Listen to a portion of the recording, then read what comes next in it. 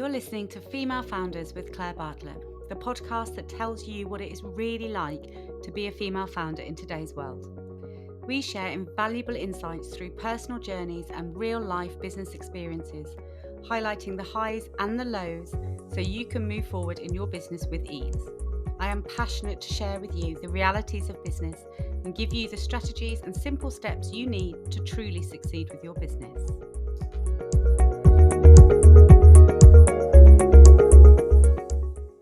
Today's episode is brought to you by Xero Accounting Software, a champion of female entrepreneurs and a proud sponsor of the Female Founders podcast.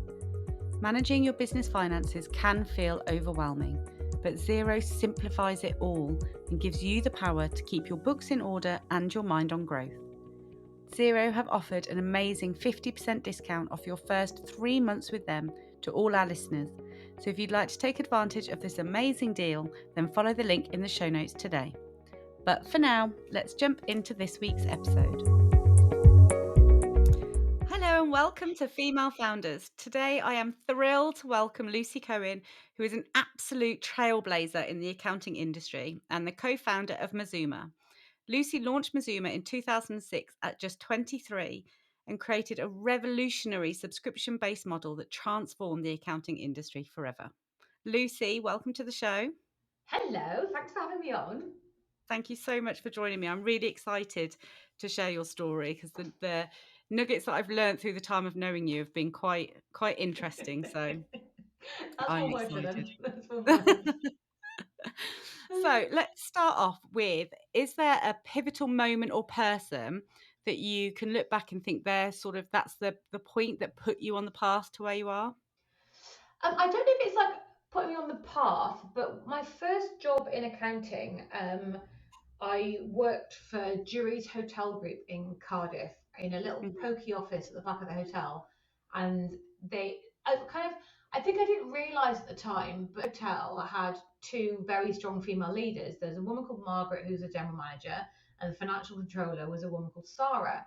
So, and we're talking back in the early 2000s here, two very strong women, and I Mm, learned so much from them just in terms of being unapologetically, unashamedly asking in a different place. You would be described as difficult, being a difficult woman, but yeah.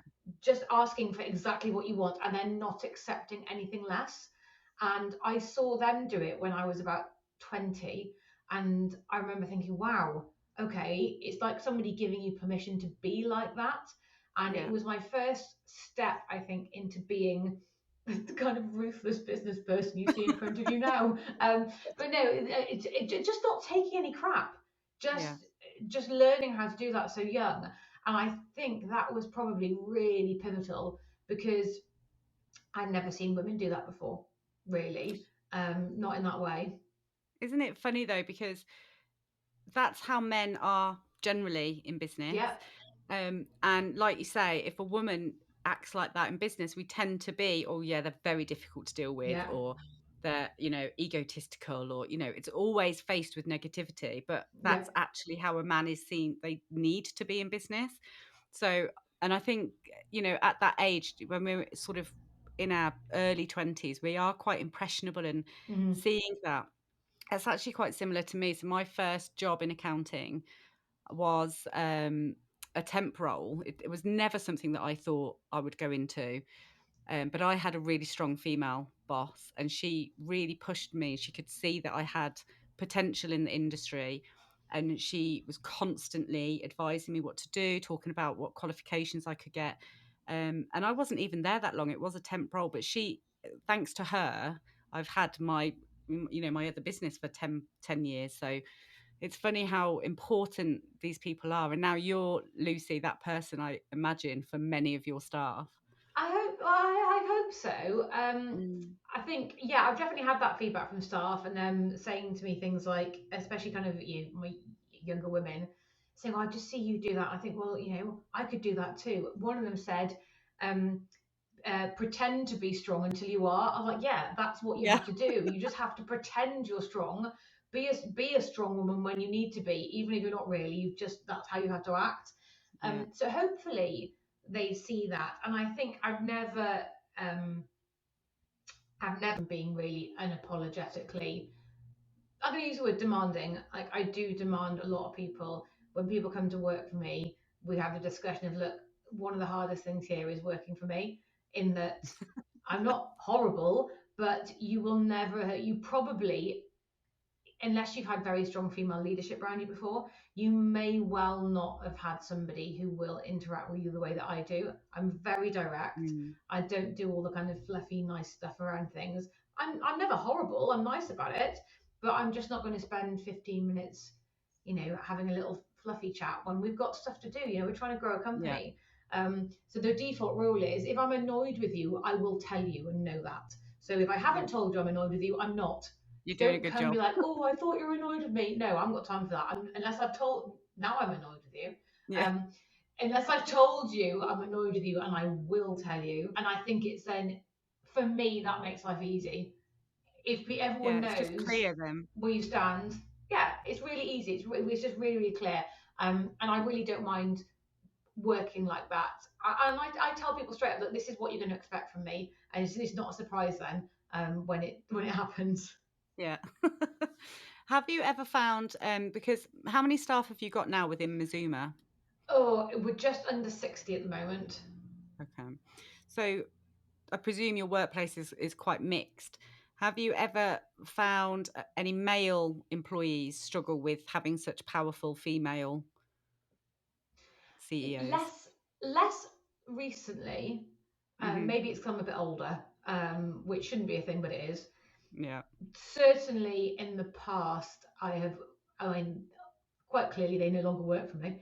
Yeah. I've definitely had men who have struggled to have a female boss, 100%. I'm happy to say it absolutely does not apply to anybody who works for me. They might not like me, but for legitimate reasons, not because I'm a woman. They just don't like me, and that's fine. They may not like me. In the past, I most definitely have had um, male employees who had a problem with having a female boss, and they've obviously not lasted very long. Yeah. And talking about, you mentioned an age thing and that you feel like potentially because you're a bit older, do you find that there's a generational difference as well with how a man deals with answering to a woman in the workplace? Good question. I think there's definitely potential for it. Hmm. It doesn't happen at Mazuma because we don't employ people who don't vibe with that. So Yeah. it's not so much a thing now. But when I've been on in the investment circuit, I've had to pitch. I've been in all kinds of different rooms. Um, I wouldn't say it's generational in terms of age. I don't want to Hmm. say it's somebody's age that makes them that way, because it's not at all. I've definitely worked with people of all ages who've been absolutely brilliantly, like, professional, respectful, celebratory. It's not an age thing. It is a mindset thing, though. I think that there are people who've come from, Yeah. maybe they've grown up a certain way in certain businesses or certain industries that have a much more kind of archaic view of gender roles in business.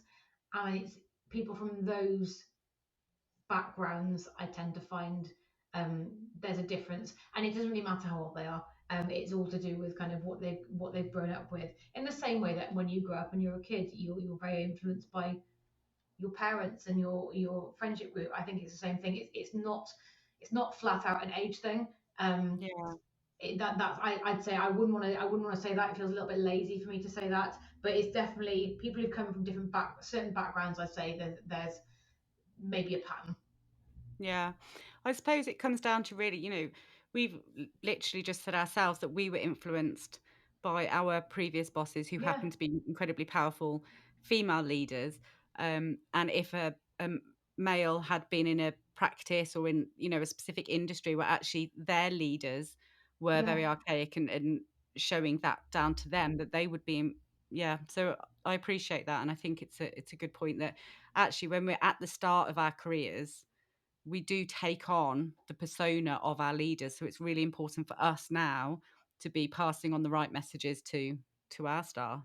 Yeah, absolutely, and you have to be. It's a form of survival. You see, the leaders ahead of you, and you think, well, they've got that far by being like this, so Yeah. therefore the jump is, therefore that's what I have to do to be there. And when, especially if you are young or inexperienced, not necessarily young but inexperienced, is maybe your first job somewhere, you're fairly malleable. You want to be accepted, so you fit in. You'll go in with things because everybody wants to be accepted in a workplace. Nobody wants to feel like an outsider, and so you're Hmm. going to kind of lean into that environment, whatever that environment is, and it does shape you. I'm just really fortunate that I had two incredibly strong female leaders when I was at such a perfect age to receive that messaging and kind of make it part of my personality now. Yeah. And are you still in touch with those two women? Do they know how incredible you've turned out, Lucy, thanks to them? No, do you know what, I'm not. So I did bump into Margaret at an awards ceremony a few years ago. It was something in Cardiff, and I went up. She didn't remember me, and I think that's interesting as well because I was obviously, to her, I was just some purchase ledger clerk that worked there for about 10 months. So like I Yeah. probably made no impact in her life at all. So Yeah. fairly anonymous to her, but obviously she made a really big impact in mine. And I went up to her. I said, "Hi, Margaret. It's Lucy. I worked for you like a million years ago. Uh, this is my company." And she was like, "Oh, are you up for an award?" And I said, "Yes." And she opened her little award booklet. She's like, "Oh, we've been looking around our table trying to guess who's going to win." I said, "Do you think we're going to win?" She went, "No." And we didn't. Oh, you didn't. But I was like, brilliant, like, great. I was like, that was just the, I was like, okay, well, great to see you again. That was just like Yeah. the perfect exchange. I was like, yep, that's exactly how I remember you. And now I'll walk away. Put me back in my box, thank you. Yeah. Oh, I love that. Yeah, back to reality. Literally, So, yeah. in the as I mentioned earlier, you were really revolutionary in the idea that you had for Mazuma, and um, nothing had ever been done like that before within the accounting space. So, can you explain to the audience more, briefly what that is and how it was so different, and how you came up with that idea and the bravery to go for it? So you've got to cast your mind back to the Cretaceous period of 2006, um, in a world before cloud software Yeah. and accounting expo shows. It was a very different world back then. We're pre-social media. We're only just out of dial-up internet. So Wow. what I'm going to say now doesn't sound all that revolutionary, but back then, I promise you, it really, really was. So Yeah. essentially, we invented the first subscription service in accountancy, which was born of my family being rubbish at accounts. They're all creatives. So amazing at what they do, but horrible at finance. And I just thought, I saw this relationship they had with their accountants. And they went along once a year with a kind of accordion folder of receipts. And it was very stressful. And younger people won't know what that is, but you know what an accordion folder is of I know what receipts. it They're is. kind of Yeah. squidgy things with a little clasp at the front. Nobody knew. And I remember my dad's one of those because he used to live in the Welsh dresser in the living room. And I remember the noise of that door opening when he used to go and get it to put stuff in. That's how it those memories like ingrained in you. I can hear that noise. Oh, I've Yeah. got the receipts out again. And I saw that relationship and I saw him like schlep off to the accountants once a year, and it was stressful, and he didn't know what his tax bill was going to be, and he didn't know what his accountant's bill was going to be. And my birthday's in January, so it was always like, well, I don't know if you're going to have this for your birthday because I don't know what my tax bill is going to be. And I Wow. just never wanted another child to suffer that, really. That's what I wanted. Um, but it was about realizing that people have unique abilities, Hmm. and my family's abilities are wonderfully creative. They're very talented people. They are not finance people. Hmm. So it was going, okay, well, why are we trying to make finance people do finance stuff? And why is this so crap? So when I started Mazuma, it needed to tick two boxes for me. The first thing that was really important for me was financial security. I Hmm. wanted to know how much money I had coming in every month, so that I could pay my rent and my bills. The traditional model in accounting didn't do that for me because Yeah. I didn't I how it's no business model to rely on somebody to walk through your door at any given point with no warning and then go, here's some work, now you have to do it. For me, that was not enough control. The other thing was it had to be something like I've always been a fan of breaking things down into little pieces. So I had to be able to break this work down. I don't like Um, I've got a kind of short attention span. I don't like big long projects. I like to do lots of little bite-sized things. And can you tell got a short attention span? So I like to do lots of like sprints. Sprints are the way that I work, and Yeah. it had to work for that. So I was like, okay, well I can take this stuff monthly, and I can do all that stuff monthly because it doesn't have to be done anyway. If I'm Hmm. doing it all monthly and all the data entry, so it was literally put things in a purple envelope and post them to me. I'll do all the bookkeeping, data entry, and accounts. I will then produce you some management accounts because no one was getting those back then from accountancy really, unless you had a much bigger business. Certainly, sole traders weren't. And then at Hmm. the end of the year, I've done all the hard work. It's all reconciled. Everything's like done. I just have to do the last bit, which is the accounts and tax return, and then I can move on. And everything's way ahead of schedule. There's no deadlines. There's no pressure. And that was how it started. Mm. Nobody used the word subscription in 2006 because we didn't have Netflix or things like that. Yeah, it wasn't really So a I had to, thing. yeah, I had to call it a fixed monthly fee accounting service, which was really catchy. Horrible for marketing. And everyone told me it was a bad idea. Everyone said it'll never work. You can't change accountancy. It's like that for a reason. And then I used to, well, I always got asked why purple envelopes. And honestly, they were the cheapest ones I could buy in Staples. They were on sale. That's why. Really? Yeah, that's it. They were cheap. Um, and it was, it was also having to constantly overcome this thing of people would say, "Well, if this is such a great idea, why hasn't anybody else done it?" Yeah. Imagine being a business that's invented something, not me, but like I know the iPhone, and someone going, "Well, if it's such a great idea, why hasn't anyone else done it?" And having to stand there and go, because as a 23-year-old, I had to stand there in front of people and go because the rest of the entire accounting industry is wrong. Yeah. They're wrong, and I just sounded like an idiot. I sounded delusional. But I was right because Yeah. that is a really commonly adopted business model now, and no Yeah. one had ever Yeah. done it. It was just no one had done it, and to me, it But made that's no where sense. the importance of backing yourself and having that trust and faith in yourself to, quiet all of that noise and just go, well, I'm going to go for it anyway and Yeah, prove you all wrong. I didn't come from a practice background, and I think that really helped me because I Yeah. didn't have any preconceived ideas about how my business should run. I knew that my end product was fundamentally compliance work and accounts and tax returns and a bit of advice, a bit of customer service. I knew that I needed to get paid for it regularly. I needed to have a mechanism so that people felt they were getting something for paying regularly. And Mm. that was it. And that's how it was born. And it didn't even occur to me to track time or all the rest of it because I'd never seen that happen in another business. I'd never seen that have to happen. So therefore, it didn't cross my mind it was even a thing I needed to worry about. And I think I was unencumbered then. I didn't have any of that baggage to take with me, which left me free to stand there and back myself with no doubt going, this is really obviously a good idea because I didn't have any experience of anything else. Yeah. You don't know what you don't know, right? Yeah, exactly. And I think if you had been in the practice, space and you'd worked in practices and that was your experience, you potentially then would have been one of the people saying, "Oh no, it never works. No one does it like that," But Yeah. because you had that freedom of mind to imagine your way of doing accounting, Mm-hmm. and like you say, now actually, it's a very common way to do things. And I think so I set up my business in 2015, and even then it was a very old school industry still.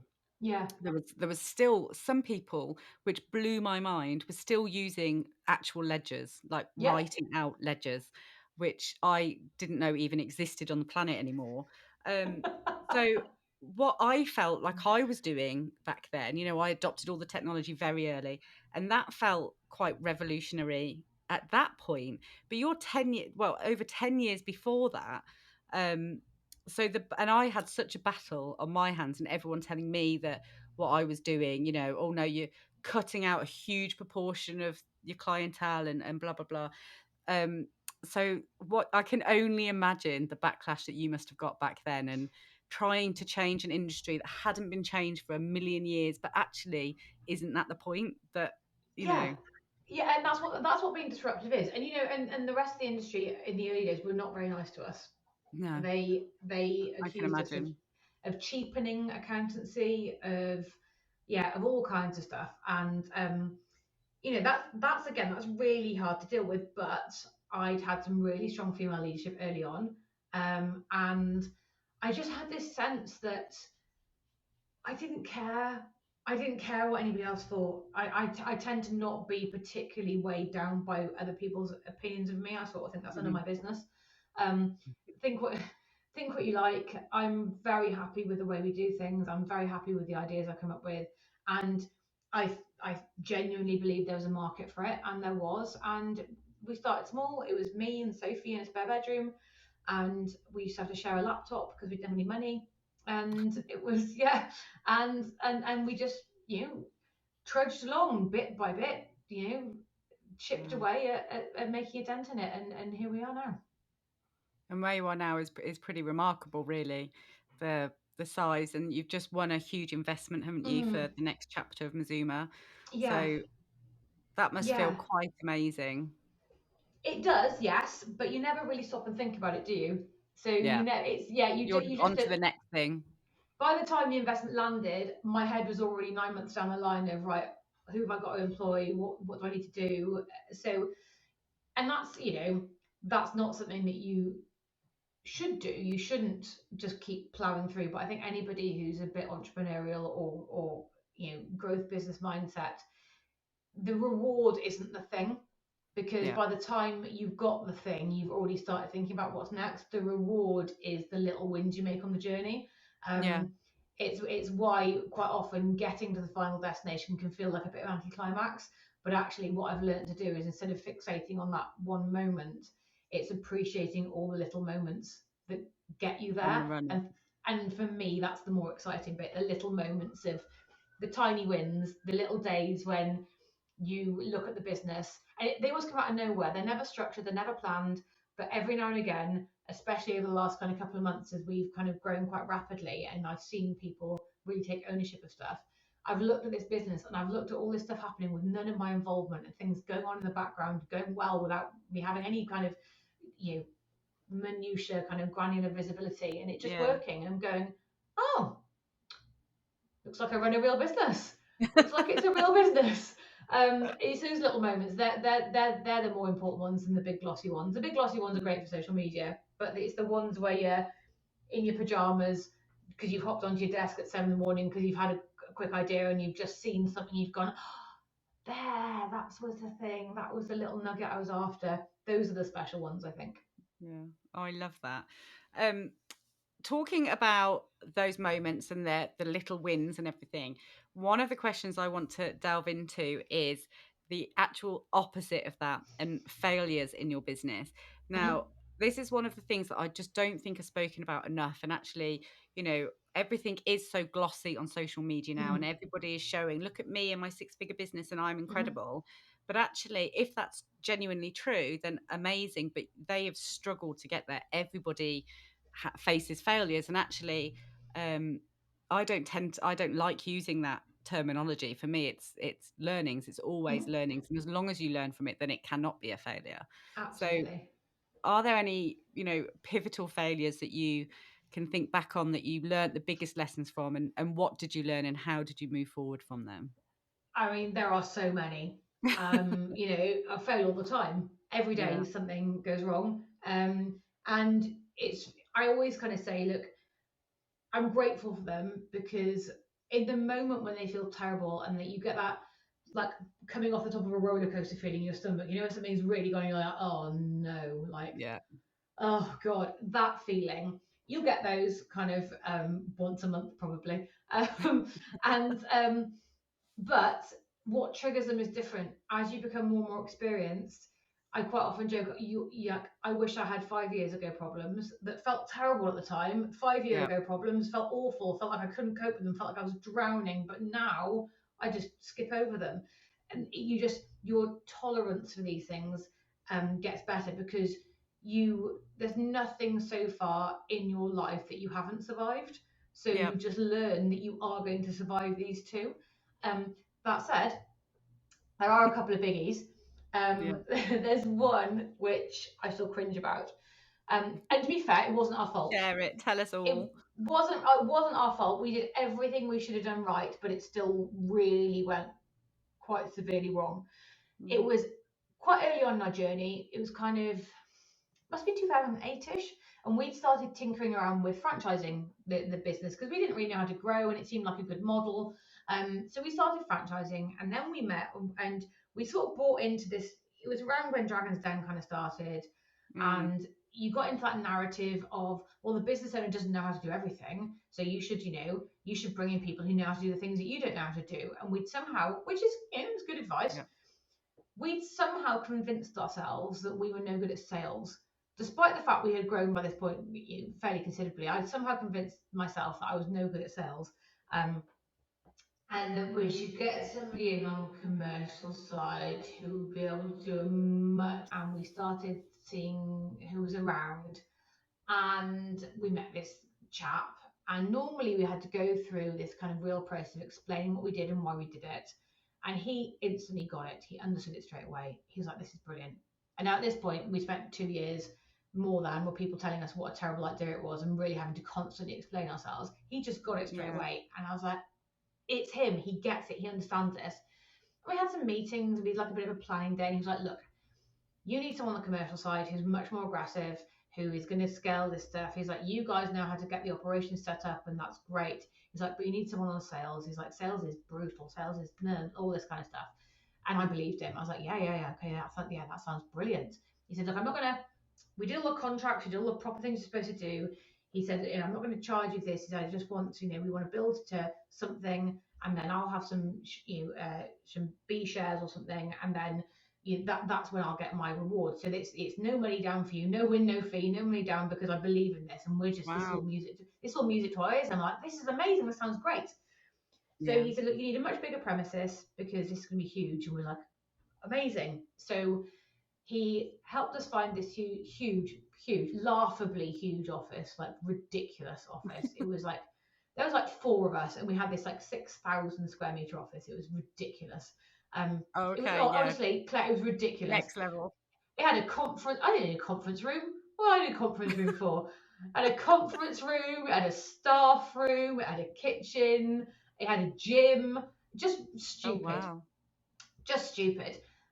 So we took on this huge lease, and we took on some borrowing to do it because we didn't have enough cash. We were able Hmm. to get our hands on, even though it was just after the credit crunch, we were able to get our hands on some borrowing to do it.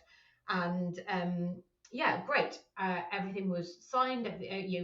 Sorry, not quite signed, but we had all the kind of NDAs, everything in place.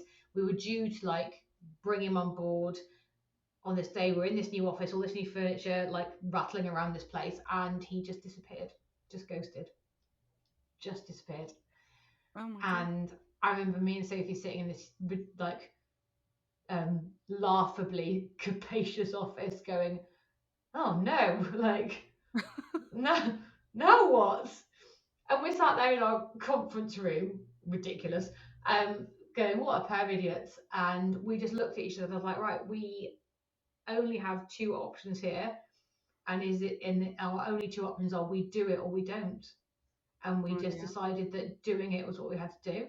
And we went back to, I went back out networking and doing all the kind of like back right back to the early day stuff. We felt like we made a bit of progress, and then it was like right back to the beginning, back to being really hand to mouth, like very much worrying about how we're going to cover bills. And Mm. we got through it relatively quickly. Um, And then about a year later, he reappeared. Oh really? Yeah, reappeared and tried to send me an invoice for all of the work he'd done, quite a large invoice. So I reacted to Wow. that really well, obviously. Yeah. I couldn't Knowing you, afford Lucy, I think that probably went down quite well, I imagine. couldn't couldn't afford a lawyer, obviously, because Mm. so I dug out some legal stuff I had and wrote a letter back, quoting quite a lot of legal things why he couldn't do it, and then he disappeared again. And then about a year after that, he sent me a message, just a text message, just saying, "I'm really sorry.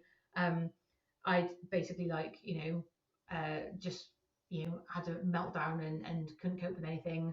And all the rest of it. And I never even responded to it. I wasn't even going to dignify that with a response. I was like, "Oh Yeah. well." that sounds like a you problem, and you made it a me problem, and therefore we will never speak again.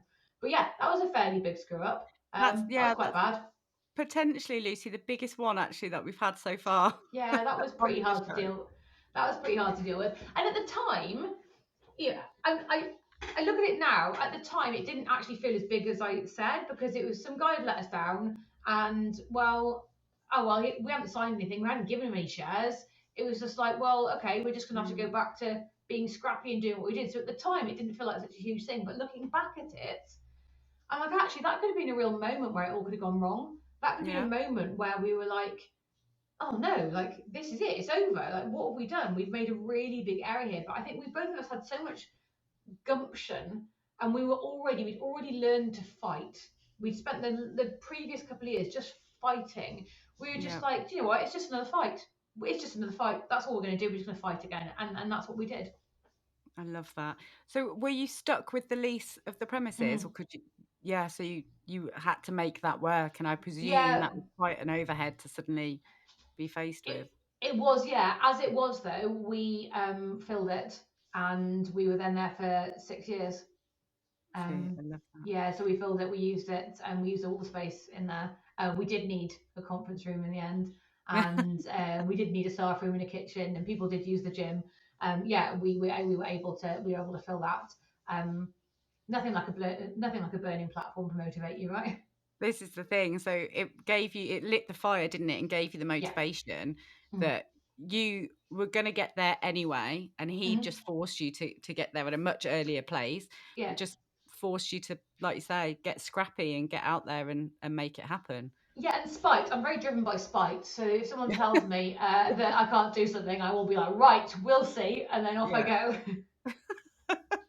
I I'm love it. successful mainly just out of spite, just to show other people.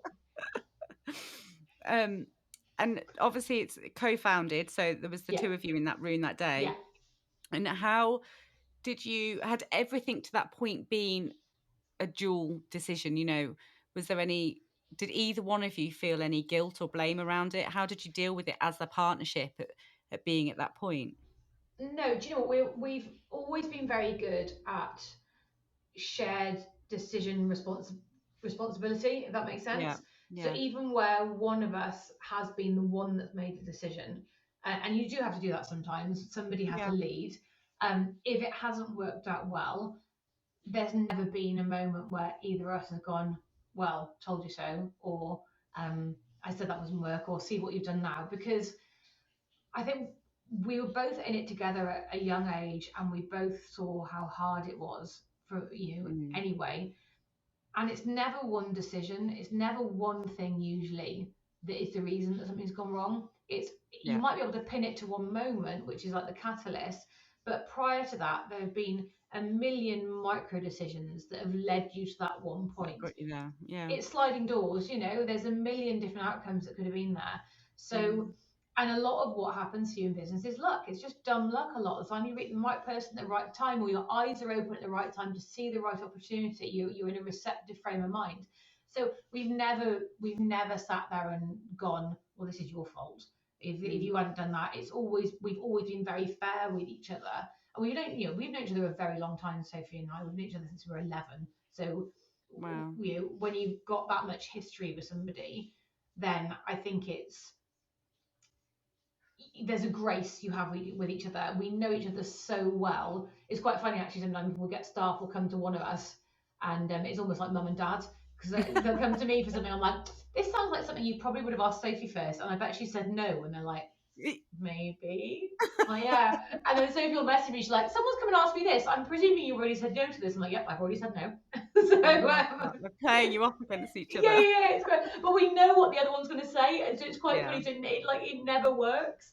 Um, we're just very different people. It's Sophie's very. I'm a gobby one. But I sit kind of on the commercial side, and Sophie's very much on the kind of operations, process, tech side of things, and that Mm. works really well. We have no interest in crossing over into each other's lanes I was because going to ask, so do you bring different skills to the table, so you complement each other?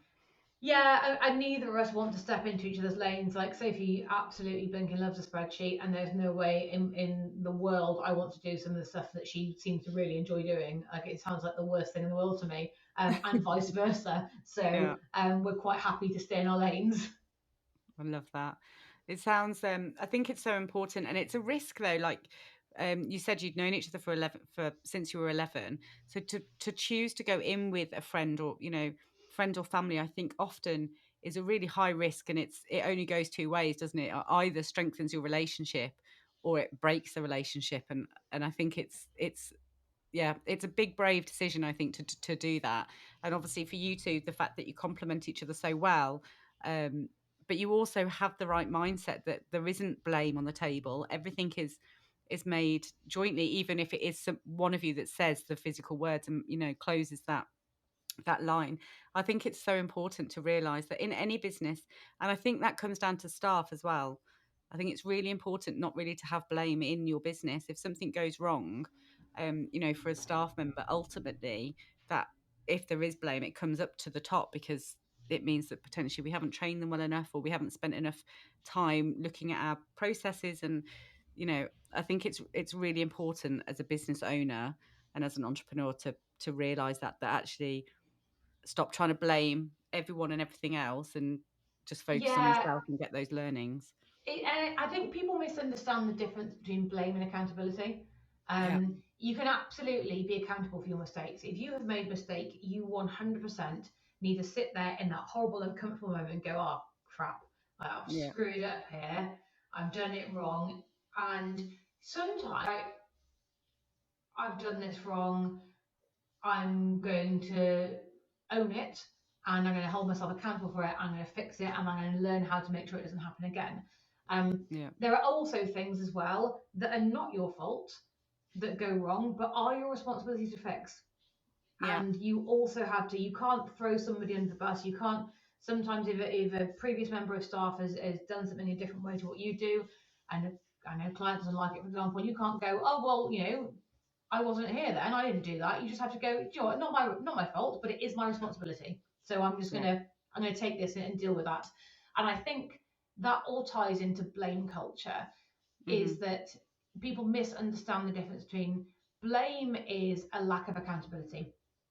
We blame when we don't take accountability for our actions. We blame other people, other circumstances, other things when we aren't able to sit in our own accountability. When you are somebody who believes in absolutely brutal accountability with yourself and to go, I have to accept that every day everything that goes on is to some degree my fault. You sit there, you Mhm. don't have the option to blame anybody. You just have to sit there and go, I need to take that on the chin and this is how we're going to fix it. And I think if you can get your team to feel like that and go, look, Mhm. blame is pushing out, accountability is pulling in, and you just, if you can learn accountability and get people to do that, then you move away from blame culture and then everybody grows.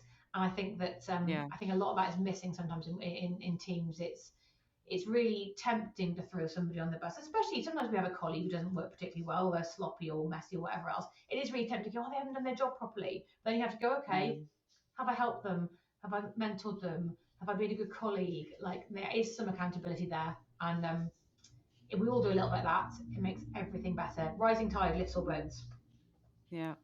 And I think as well, it's just quicker. It's more Oh efficient to yeah, just hold your hands up, be accountable, and then we can all move on and fix whatever it is. Instead of, there's nothing worse than that, that office water cooler culture where everyone's like, oh, did you hear they did this? Yeah, well, it was nothing to do with me. And, and it just breeds negativity in the yeah. workplace. And actually, if everyone just is accountable and or just focuses on actually fixing whatever issue it is, everyone moves on quicker with their day, and everything runs more smoothly than wasting time putting out negative energy into the world, which is so unhelpful to everyone and everything around you. It's just a So I think, massive waste of bandwidth as well. What a waste of your brilliant yeah, brain to be throwing negative energy at it. Like, do something more interesting. yeah, yeah, I love that.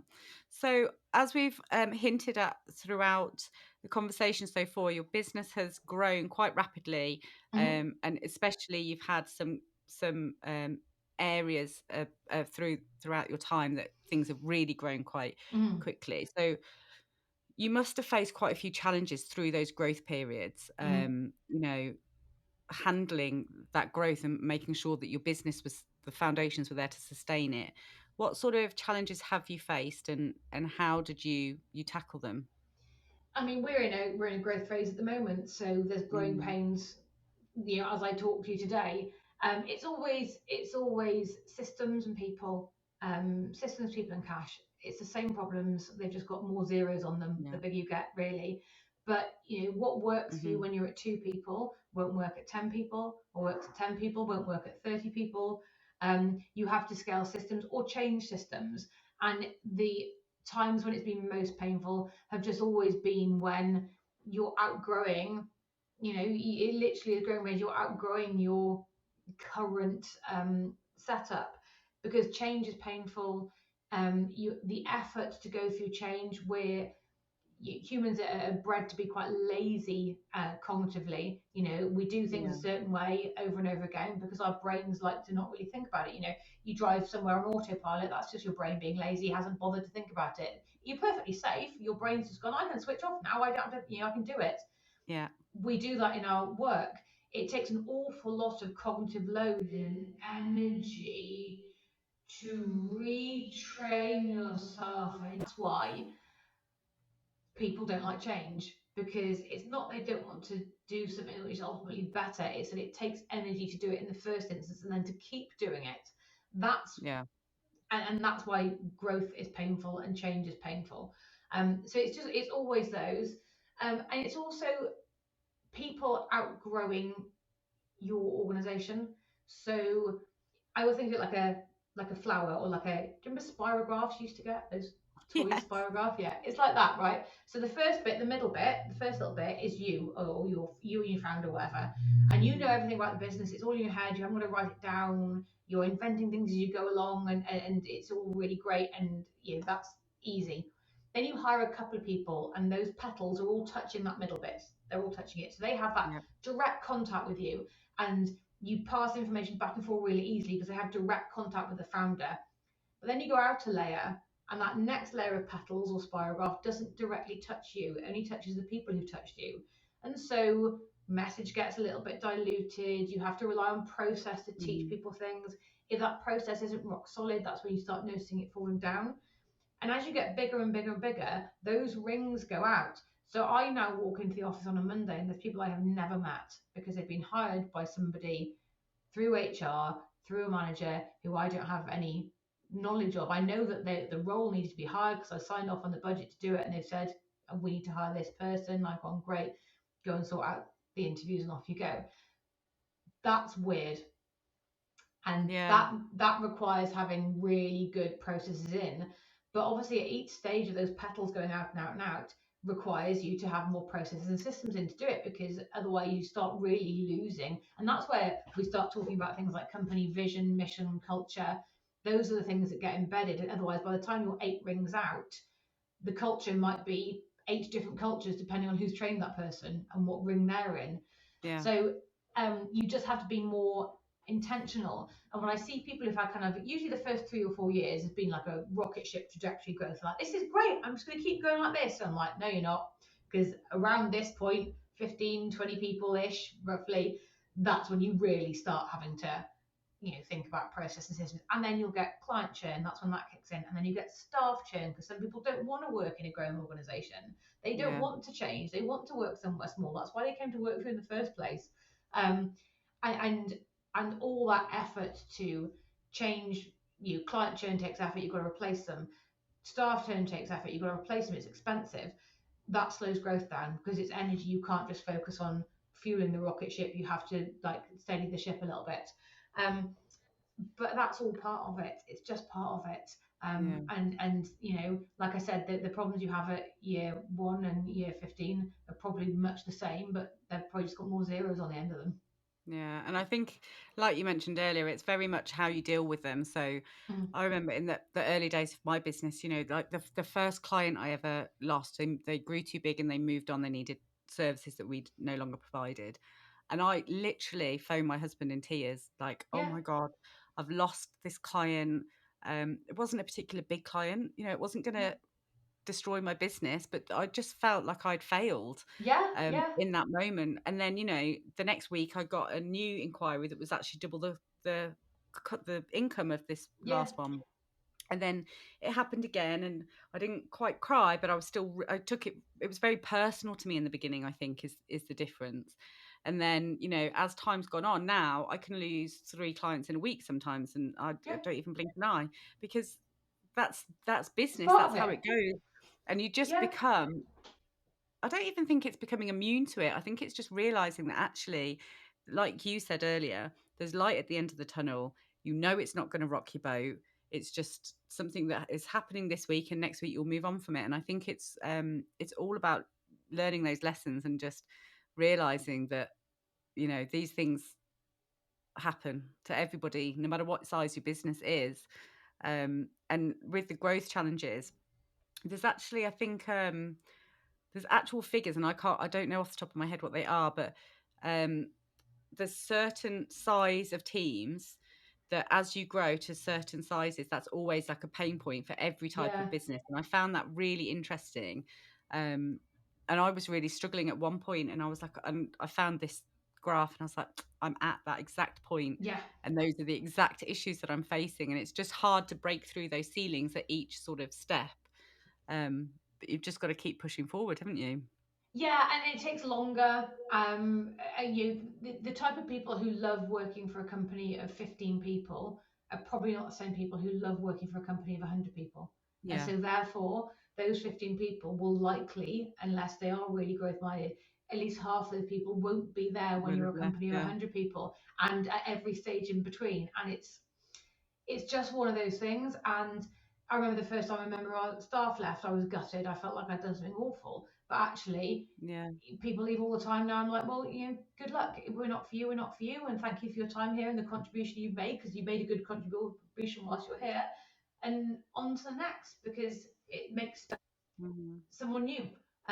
Yeah, it's growing pains are always hard, but they're universal. There's not a company in the world Yeah. that hasn't experienced it, and it feels really personal and like the world is ganging up on you sometimes. But it's just how it is. Yeah. Yeah. Um, do you think there's any can you see changes in yourself personally since you've started Mazuma? What impact has that had on you personally, your mindset and your Yeah. I mean, I'm a different person every year, basically. When I look at it keeps being very exciting for everybody. But no, I think our brains aren't fully formed until we're 24 anyway. So I've Mhm. started or something. There'll be a scientist there who can verify that or not to say that's rubbish. But I started a company before my brain was really fully formed. I was a baby. I was just a very cocky, overly confident 23-year-old. Um, with enough kind of chutzpah to make it work. Mhm. And at every stage, as I've got older, at every stage of the business, I've learned different things about myself. I've learned how to handle my mental health in the business. I've learned triggers. I've learned boundaries. I've learned I'm I'm definitely a much harder person in a lot of ways than I was when I started this. I'm hardened to a lot of things, but Yeah. I'm a much more grateful person. There are the small lessons. Like I said, it's not the final destination that I'm excited about. It's all the little lessons I have um that make up me, and that's exciting. And when you kind of play back your year in your head, or you're remembering things, it's never usually the big things you remember. It's always the funny little conversations, or the moment when something clicks, or you realize something. Like, they're the moments in your life that you tend to remember. The first time you did a target that would be completely meaningless to anybody outside your business. The first time you did that, you're like, oh yeah, great. Those are the little things that no one cares Yeah. about. I've learned to really cherish those, because they're the Mm. really special things. And we both sat here with like some awards behind us, which is I obviously know. really lovely, but they're not there. They're great moments, but they're not Mhm. the moments. The moments are things that if you told anybody else about, you'd be like, well, I don't get it. Like, that's weird. That's small. Yeah. Like, I don't understand it. They're the moments you'd never put on social media because they're just not interesting to anyone else. So yeah, I'm definitely a different person, and I think that what's really interesting is that at each stage that the business was about to go through kind of, and I say I felt like a startup kind of 5 or 6 times over the course of Mazuma, because at each stage you feel like you're starting again in some way. You're having to learn a whole new skill set. So it's that Yeah. kind of startup feeling again, that kind of nervous energy you get in your belly. Um, at each stage we've gone through that kind of metamorphosis. At the beginning of it, I'd have told you I was ready for it. But actually, it's only after it's happened you go, no, now I'm ready for it. And I think it's that gap. It's that gap that it's that struggle that makes you ready for the thing. And Yeah. it's just trusting the process a lot, I think. But yeah, I'd say I'm a different. I grow every year. I'm a different person every year. But I'm glad I am. Like I don't. You shouldn't be the same when you're 41. You shouldn't be the same person you are when you're 23, because she was an idiot. Like, I'm glad I'm not her. Very grateful for her. Like, thank you to younger Lucy, but I'm not doing that again. No. Well, I think if you were the same person now, you hadn't learned anything Yeah, in all of those years, what have you been doing? yeah. I truly believe in continual education, not just from a business perspective, but personal growth as well. I'm always, questioning, well, who am I, and what new things can I develop in myself? And I think I am a completely different person today to who I was back in 2015 when I Mhm. first went into business. Like, unrecognizable. And it's Yeah. because of facing these challenges. Your self-worth and your self-growth, and belief grows so rapidly because you are constantly challenged in business, but every time that you push through it and you succeed and you step out of that comfort zone, you know you just get that tiny bit more belief in yourself, and more, you stand a bit taller, I think. And Mhm. the more you do that, and ultimately we all have to do it. We all face these challenges, and failures or learnings in business, and you just have to keep pushing through it. But saying that, there are some days that just beat us. No matter how much work we've done on ourselves internally, there are some days that you just want to go home and get under the duvet and not get up again until the next day. Have you ever had those moments, Lucy? Have you ever just wanted to walk away and quit? Um, no, I've never. I've Yes, I've had the moments. I'd say no, I've never just wanted to, like. It's never been a serious thought. Yeah. So it's never been a right. I actually can't do this anymore. I've said that kind of like, oh, God, why am I doing this? Like, my life would be so much easier if. Um, but those thoughts tend to be quite fleeting. Yeah. Um, I I've never really considered quitting. I'm just not a kind of quitting person. I'm quite stubborn, driven by spite. But I've Maybe this is definitely, what I need. Maybe I just need to feel more spite towards people. yeah, maybe you need to get yourself an enemy and then just do it for them, Yeah. like, revengeful success. Um, no, I've definitely had those, and I've definitely felt very down. Like, Mm. I've struggled with my mental health at times, and I've really struggled to see. It's not that I didn't believe that that time would end, but I really struggled to understand what not feeling that would look like. I think sometimes when you're Yeah. really like stuck in the doldrums, you can't see. It's like having that heavy weighted blanket over you. You can't, you know it won't be forever, but you can't imagine what it would be to not feel like this anymore. Yeah. And those are the moments, I think, that when we talk about, like, did you want to just jack it all in or quit or whatever else? Um, I think that that's probably the moments when people will go, yeah, I'm just going to quit. But because I've been through that in the past, I do know that you can ride it out, and that this too shall pass, and that at some point you'll wake up and not feel like this anymore. And it doesn't happen necessarily overnight. It's just bit by bit by bit until you come out the other side of it, and you're like, again, it's not that big woohoo, everything's better now. It's just one Friday you realize that, oh, okay, yeah, no, it was all Yeah. right this week. It's fine. I'm not dreading the weekend and having to work with it. I'm like, okay, yeah, no, great. This is okay. We're all right. We're fine. It's just Back out the other slow. side of it now. Yeah. all of it is really, really slow. I think we're guilty of thinking that there's going to be a parade or everything's going to feel like a big moment, and actually none of it is big moments. It's Hmm. all little moments, and Yeah. it's just you're a sum of those little moments at every point. Yeah. I love that. I think some of the days that when I've been having those really tough days and I sort of, throw my pencil down, I'm like, just walk away. I'm And done. yeah. And I say things like, oh, I've had enough. I can't do it anymore. But I think I mean like that day, like Yeah, I can't look at this anymore yeah, today. So yeah. I just walk away and I have a break. And the next morning I sit, I tend to sit at the desk and I take a really deep breath and I'm like, right, I'm going in. And whatever it was that I had struggled so much with the previous day, that's the first thing that I will look at in the morning.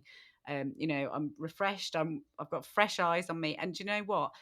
Honestly, 70% of the time, I've resolved it in 10 minutes, half an hour, Eat the frog. because sometimes you But just get lost so much in it. You can't see the wood for the trees anymore. You need to take that step back. yeah, and it's and it's feeling overwhelmed as well. Yeah. That you can't underestimate how much overwhelm can really cloud your judgment.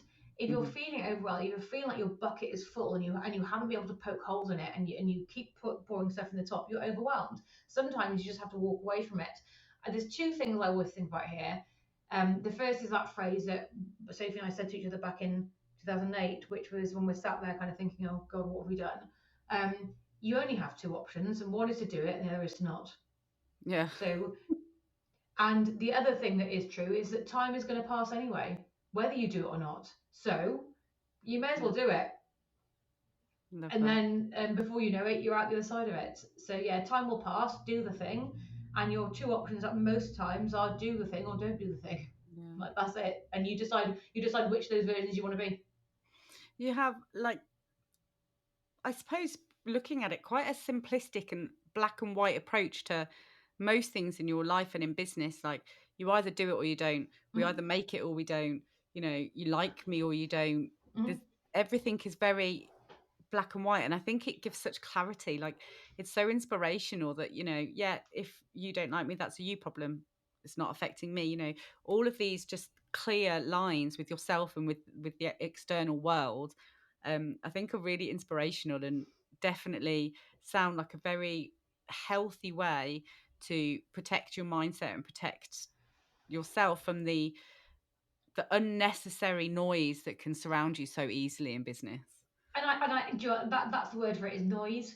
Yeah. Is in accountancy, we are the masters of over engineering things and Yeah. overthinking things. And I saw a set of accounts come in from another firm recently, which was obviously great set of accounts. Nothing wrong with them. They're technically perfect, absolutely brilliant. But I looked at these and I'm like, this is monumentally over engineered. No wonder you had to charge so much money for this, because it was like a plumber who turned over less than £30,000, and they were like working paper on this, that, and I'm like, you didn't need to do all of this. Like this Yeah. is you've over engineered it, and the market we work in, we really work to not over engineer things. But I think that tends to be my mindset anyway. I'm also somebody who does suffer with anxiety, so I do have a tendency to catastrophize things because I Right. know that about myself and I know it's not real. So just because your brain thinks something doesn't mean it's true, even Yeah. though your body responds like it's true, like you're scared or whatever else, but actually your brain's just made up nonsense in your head and you've responded to it. So because I know that, and I know that as a truth, even though it doesn't feel like a truth, I know it's a truth. I'm quite able to kind of look at things and go, right, well, I can sit around and overthink this for hours, or I can fundamentally, this does just fall down to, am I going to do it or am I not going to do it? Because those are usually, am I going to jump or am I not going to jump? There's usually not many other options in there. Yeah. Um, and then you make the decision of which one you're going to do, and you follow that, and that's it. And I think that likewise, I could spend a lot of time worrying about, and don't get me wrong, I do wake up at 3 in the morning thinking about things I said 15 years ago and going, oh God, what like but I don't give it that much oxygen in real life. I don't let myself think about it on the day to day. It doesn't consume me. It's a fleeting thought, and I go, well, nothing I can do about that now, and Yeah. you just have to let it go. It doesn't mean I don't think about that stuff. It just means that I choose not to linger on it because Yeah. it doesn't serve me.